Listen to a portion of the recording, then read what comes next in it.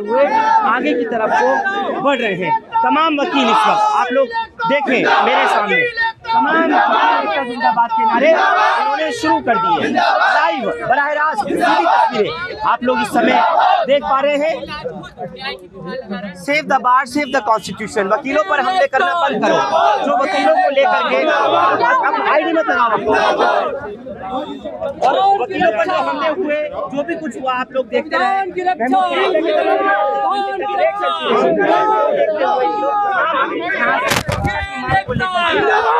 High court से supreme court तक कहाँ रोकेगी गोली, होगी क्या ये लोग सुप्रीम कोर्ट तक पहुँच पाएंगे, ये देखने वाली बात होगी। लेकिन ये बात जरूर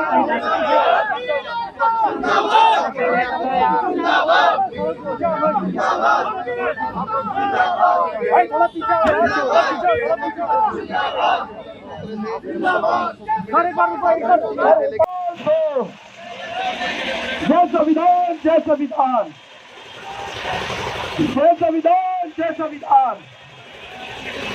वकील एकता, वकील एकता, वकील एकता। आवाज दो,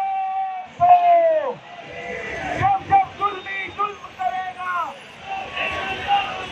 जब खून उठेगा,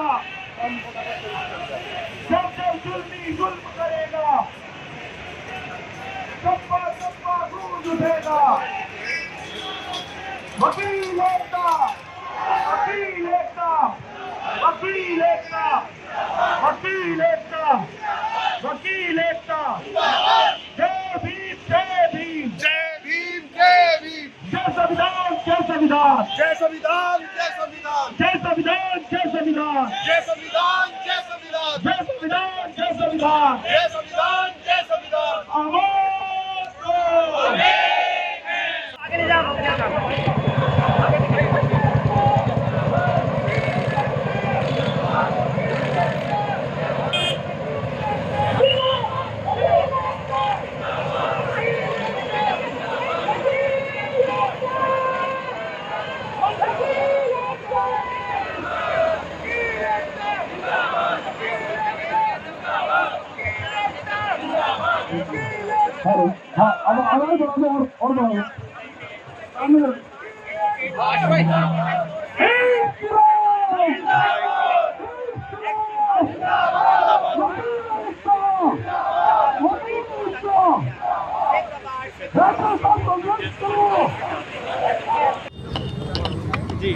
मैं जस्टिस कोलसे पाटिल, फॉर्मर जज हूँ मुंबई हाई कोर्ट का और एक्टिविस्ट हूँ। आज मैं यहाँ जो वकीलों के साथ आया हूँ वो नया स्वतंत्रता आंदोलन शुरू करने के लिए आया हूँ। 30 दिसंबर 1920 में नागपुर में सभी कांग्रेस के नेताओं ने और सभी देश के नेताओं ने एक ऐलान किया था कि हम ब्रिटिश सरकार से असहकार करेंगे, हम ब्रिटिश सरकार से असहकार करेंगे।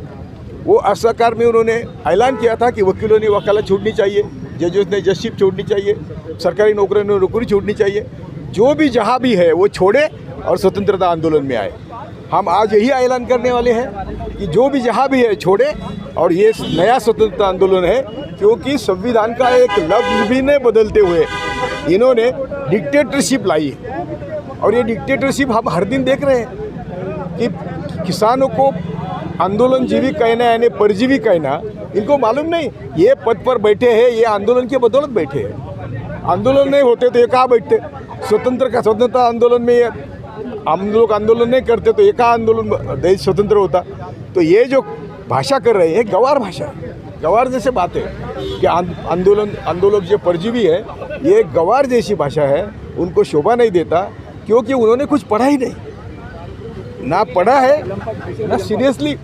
तो हम इसलिए हम आज आपके माध्यम से सभी देश के सभी नागरिकों को ऐलान करते हैं कि 30 दिसंबर 1920 में जो हुआ वही आज 2020 में 2021 में होना चाहिए। हम सब ने इस सरकार के खिलाफ असहकार का आंदोलन शुरू होना चाहिए। हम जहाँ भी है हमारा पद छोड़े और आंदोलन में शामिल हूँ। पर मोदी जी कह रहे हैं कि सिर्फ एक कॉल की दूरी है और किसानों की जितनी भी समस्या तो यही तो आप लोग सब समझते हैं। सुनिए मोदी तो सरासर झूठ बोल रहे हैं हर दिन रात दिन, और उनके सब कार्यकाल की नींव ही झूठी है। रेल में गोधरा नहीं, अभी आप मुझे बोलने लगाते तो ठीक नहीं है, लेकिन गोधरा का जो जांच शुरू हुई, तो गोधरा की जांच शुरू हुई तो गुजरात पुलिस बोल रहे थे ISI का हाथ है, किताब है, वहाँ की DG की किताब है, ATS प्रमुख की किताब है, वो कहते हैं कि ISI का हाथ है, ये बोल रहे थे। लेकिन इन्होंने कहा, ये आडवाणी होम मिनिस्टर थे, ये CM थे, और उन्होंने कहा नहीं लोकल एंगल छोड़। और गोधरा से जो शुरू हुआ, वैसे तो शुरू हुआ बाबरी से। मैं हमेशा कहता हूँ बाबरी, गोधरा, वाया अहमदाबाद, पठानकोट, पुलवामा, जो सब है, इसका फायदा किसको हुआ? जिसको फायदा हुआ उसने ये सब करवाया, और इसीलिए वो सत्ता पर है। आर्टिकल 142 की मांग क्यों की जा रही है? इसीलिए की रहा है कि इनहेरेंट पावर्स है सुप्रीम कोर्ट को, सरकार तो करेगी नहीं, इसलिए वकीलों का कहना, अभी वकील है ना भाई, तो वो हम उनके कानून के तहत मांग रहे हैं कि supreme court should get relief, and that वो रिलीफ के लिए 142 is the only article. Sir एक तरफ जो है किसान सड़कों पर उतरे हुए हैं, पत्रकार भी सड़क पर उतर रहे हैं, सर अब आप लोग उतर रहे हैं, किस तरीके का ये पूरा? मैं वही बोल रहा हूँ कि 30 दिसंबर 1920 को जो हुआ, और सहकार आंदोलन की शुरुआत हुई, और जो भी जहाँ था वो सब छोड़ के आंदोलन में आए। आज हम यही ऐलान करने के लिए आपके माध्यम से समाज को विनती करते हैं। अच्छा, ये एल्गार परिषद जो हुआ था उसमें जो सबूत लगाने की, मैं तो सफर हूँ ना। जी आप वहाँ के हो रहे हैं। एल्गार परिषद में जो भी हुआ, आई एम सॉरी, जो भी हुआ 100% झूठ है। एल्गार परिषद के खिलाफ जो हुआ 100% झूठ है, क्योंकि मैं और जस्टिस PB सावंत उसके ऑर्गेनाइजर थे, और हमारा उद्देश्य रोटी, कपड़ा, मकान, स्वास्थ्य और शिक्षा के इर्द गिर्द राजनीति होनी चाहिए, ना कि पाकिस्तान, ना कि कश्मीर, ना कि हिंदू मुस्लिम, ना कि लव जिहाद, ना कि जो भी घर वापसी, ये सब फालतू मांगे हैं। हमें रोटी, कपड़ा, मकान, स्वास्थ्य और शिक्षा के लिए राजनीति होनी चाहिए, इसलिए हम एल्गार परिषद हर साल लेते हैं। वो इनको जचता नहीं, और इसलिए उन्होंने झूठा इल्जाम लगा के सब लोगों को जो अभी फर्जी सबूत मिले हैं, मिले ना, यही बोल रहा हूँ। हम तो पहले से बोल रहे हैं, हम डे 1 से बोल रहे हैं कि 100% झूठ है सब, इसमें हमारा तो कोई संबंध ही नहीं, एल्गार परिषद के लोगों का उनके ताल्लुक भी नहीं है। तो अभी जो लोग जेल में हैं, क्या अभी उनको छोड़ा जाएगा सर, जो फर्जी? तो अभी ये तो फिर से वही बात आ गई कि सभी संविधानिक संस्थाएं जिनको अपने अपने दायरे में काम करना था, वो आजकल काम ही नहीं कर रही।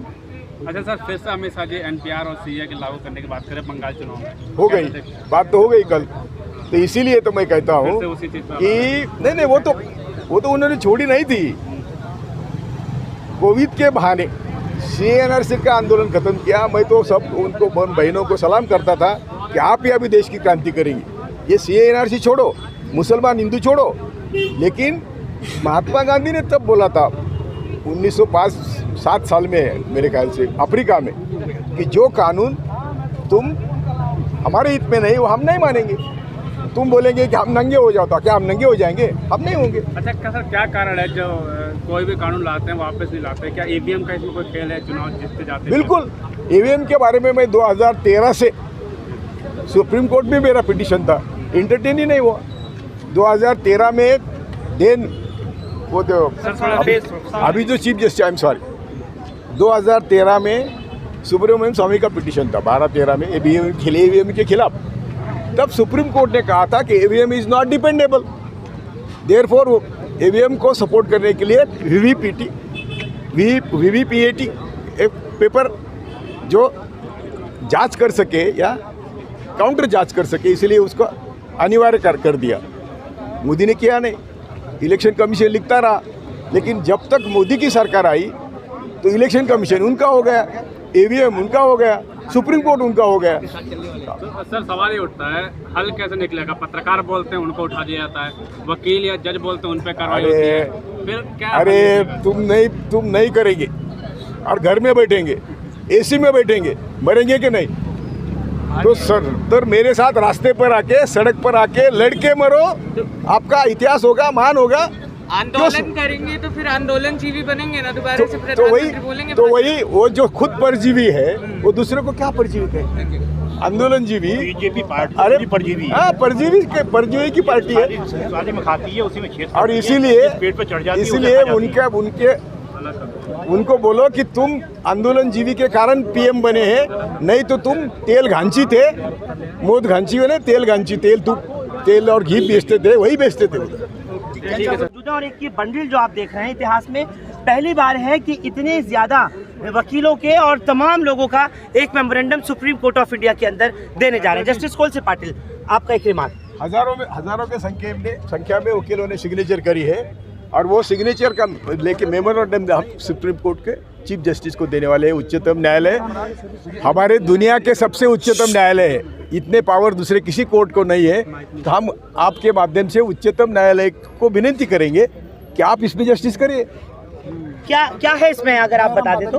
ये हमने आर्टिकल 142 के तहत गवर्नमेंट को डायरेक्शन देने के लिए, और जो प्राचार्य जी के, ये अकेले प्राचार्य पर अन्याय नहीं है, एडवोकेट प्राचार्य पर, ये सब वकीलों की फेटर्निटी पर अन्याय है, इसलिए हम सबके लिए वो मेमोरेंडम दे रहे हैं। तो इस वक्त जस्टिस कोल से पाटिल अपने तमाम सहयोगियों के साथ जा रहे हैं। महमूद पराचा, मैं आपसे पूछ रहा हूँ, आप लोगों ने यहाँ पर एक मार्च रखा, जरा प्लीज मुझे जल्दी से।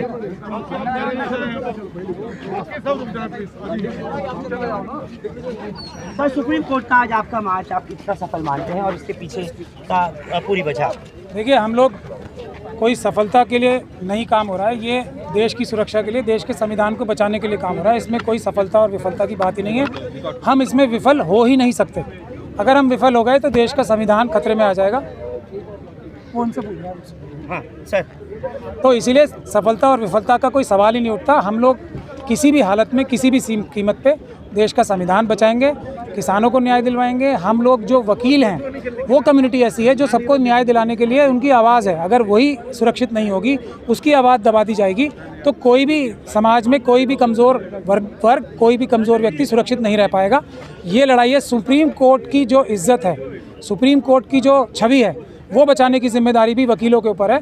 तो वही वकील आज इकट्ठा होकर सुप्रीम कोर्ट का जो मर्यादा है उसको बचाने के लिए, संविधान बचाने के लिए, देश बचाने के लिए, देश के हर एक कमज़ोर वर्ग को बचाने के लिए आगे बढ़ रहे हैं। महमूद पराचा, आपसे इस साथ ये भी पूछूंगा, आप लोगों ने भी मेमोरेंडम भेजा है, कितने वकीलों का है, कितने न्यायाधीश उसमें शामिल हैं, पूर्व जस्टिस उसमें हैं, और आपकी उसमें डिमांड क्या है? देखिए, अब तक जितने भी जो साइन हुए हैं उनसे कहीं ज़्यादा नंबर्स में लोगों ने इस पर साइन किए हैं, मगर नंबर्स इम्पॉर्टेंट नहीं होते।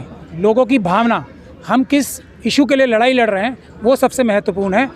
जो लॉयर्स की जो सुरक्षा है वो सबसे महत्वपूर्ण है संविधान की रक्षा करने के लिए। इसीलिए वकीलों की सुरक्षा बहुत नितांत आवश्यक है। देश में एक भी वकील ऐसा नहीं होगा, आप किसी से बाइट ले लीजिए, जो ये नहीं बोलेगा कि एडवोकेट्स एक्ट जो है, एडवोकेट्स प्रोटेक्शन एक्ट तुरंत नहीं आना चाहिए।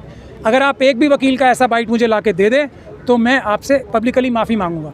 तो ये सारे वकील एक साथ होकर इस बात को कह रहे हैं कि एडवोकेट्स प्रोटेक्शन एक्ट आना चाहिए, ताकि न्याय की रक्षा हो सके, ताकि संविधान की रक्षा हो सके, ताकि सुप्रीम कोर्ट की और न्यायिक व्यवस्था की जो छवि है, जो आज बहुत सारे लोग धूमिल करने की चेष्टा कर रहे हैं, वो बचाई जा सके। बहुत सारे वकील इस वक्त में आत्मनिर्भर भारत एक प्रोग्राम रखा गया भारतीय जनता पार्टी दफ्तर में, वकील वहाँ भी पहुँचे हुए। ऐसे देखिए, वहाँ जाने वाले वकीलों से ही पूछ लीजिए आप कि एडवोकेट्स प्रोटेक्शन एक्ट, जो सत्ता के गलियारों में घूमना चाहते हैं, मैं कह रहा हूँ उनसे जाके आप जाइए अभी बीजेपी के दफ्तर। वो उन्होंने ये वाला जो हमारा मार्च है उसको असफल करने के लिए बहुत सारी चालें चली, ये एक चाल थी, परंतु जाके वहाँ किसी वकील से पूछ लीजिए कि एडवोकेट्स प्रोटेक्शन एक्ट आना चाहिए या नहीं आना चाहिए। अगर एक भी वकील, मैं आपसे फिर कह रहा हूँ, वहाँ जाके भी अगर वो ना करता है तो मैं पब्लिकली माफ़ी मांगूंगा। महमूद पराचा, कितने वकील आपके साथ इस वक्त सुप्रीम कोर्ट, हाई कोर्ट और तमाम थे? और दूसरी बात, जो पुलिस ने आप लोगों को आने दिया, इजाज़त दी, एक बड़ी पशुपेक्ष थी कि high court to supreme court शायद नहीं जाने देंगे, बीच में रोक देंगे। नहीं, देखिए, हम अपने छोटे घर से बड़े घर में आए हैं, हम सब एक परिवार हैं। वकील, जजेस और कोर्ट का जो स्टाफ है वो सब एक परिवार है। हम अपने छोटे घर से, जो एक दिल्ली का सबसे बड़ा घर है, पर देश का जो है दूसरे नंबर के घर जो होते हैं हाई कोर्ट, वहाँ से अपने दूसरे बड़े घर में आए। वकील तो रोज़ ही वहाँ से पैदल आते हैं, जिन वकीलों के पास गाड़ियाँ नहीं हैं या जो लोग अपनी सेहत बनाना चाहते हैं, हम तो रोज़ ही पैदल मार्च करते हैं यहाँ से वहाँ तक। तो ये कोई ऐसी बात नहीं है जिसके लिए कोई परमिशन लेने की आवश्यकता थी। मेमोरेंडम डिमांड आपका आर्टिकल 142 का ही इम्प्लीकेशन है बस? 2 चीज़ों का है। एक तो जो भी सरकारी अफसर हैं, पुलिस समेत, जो वकीलों के खिलाफ गैरकानूनी ढंग से केस कर रहे हैं उनके खिलाफ कार्रवाई कर रहे हैं। जो जुडिशल जजेस भी हैं वो भी गैरकानूनी तौर से किसी भी दबाव में आके या किसी भी वजह से इलीगल ऑर्डर्स पास कर रहे हैं, उनके खिलाफ एडमिनिस्ट्रेटिव एक्शन। और तीसरा सबसे महत्वपूर्ण एडवोकेट्स प्रोटेक्शन एक्ट, यदि सरकार तो नहीं लाना चाहती ना लाए, परंतु सुप्रीम कोर्ट आर्टिकल 142 का इस्तेमाल करके तुरंत प्रभाव से हो सके तो आज ही शाम को इसको इम्प्लीमेंट करे। आपके मामले का क्या हुआ दोपहर 2 बजे? मेरा मामला इम्पोर्टेंट नहीं है, वो एक न्यायिक प्रक्रिया है। महमूद प्राचा कुछ नहीं है, वकील कम्युनिटी ही सब कुछ है, क्योंकि न्याय बचाने की जिम्मेदारी वकील कम्युनिटी की है। महमूद प्राचा उसका एक छोटा सा एक बूंद है उस समुंदर की, उसका नाम बार बार नहीं लेना चाहिए। ये मेरा नहीं, सब लीगल फैटर्निटी का अपमान। ये मुझे मालूम था, लेकिन ये लोग बोले कि आप जाइए, मेरी बिल्कुल इच्छा नहीं थी, लेकिन ये सरासर लीगल फैटर्निटी का इंसल्ट है। सर आपको मिलने नहीं दिया सीजे? नहीं, सुनिए, जहाँ डाक डालते हैं वहाँ तक हमें ले गए पुलिस और वहाँ डाक डालने को बोला। ये क्या है?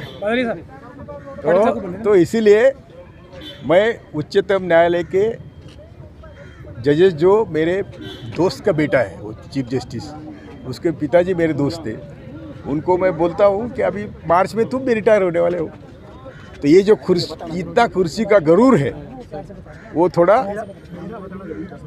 ये ठीक नहीं है।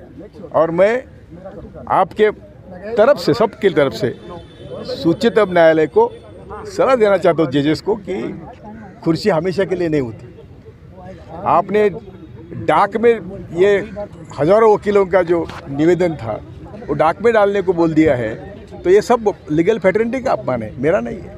क्या लगता है आपको, प्रेशर है उन पर कुछ सीजीआई पे? नहीं, क्या प्रेशर, तो ठीक है, अभी वो उनको मालूम है, लेकिन मैंने पहले कहा था कि उच्चतम न्यायालय के बारे में सामान्य मानुस भी, आदमी भी जब कुछ टीका टिप्पणी कर रहा है तो उच्चतम न्यायालय को खुद को सोचना चाहिए कि ऐसा क्यों हो रहा है। ये सिर्फ मोदी रेजिम में इतना हुआ है ना, तो ये तो उन्होंने सिद्ध कर दिया आज। सर, जब वकीलों की नहीं सुनी जा रही जुडिशरी में, तो आवाम का क्या होगा, जनता का? वही तो सब नहीं सुनी जा रही है, वही तो दुनिया कह रही है, मैं थोड़ा कह रहा हूँ। और यही तो, इसके लिए तो मैं बोला था कि उच्चतम न्यायालय हमारे माता पिता ईश्वर के समान है, लेकिन वो ईश्वर बनने के तैयार नहीं है, वो आदमी भी बनने को तैयार नहीं है। जय भारत। मेमोरेंडम देने गए थे, क्या खास है उस मेमोरेंडम में?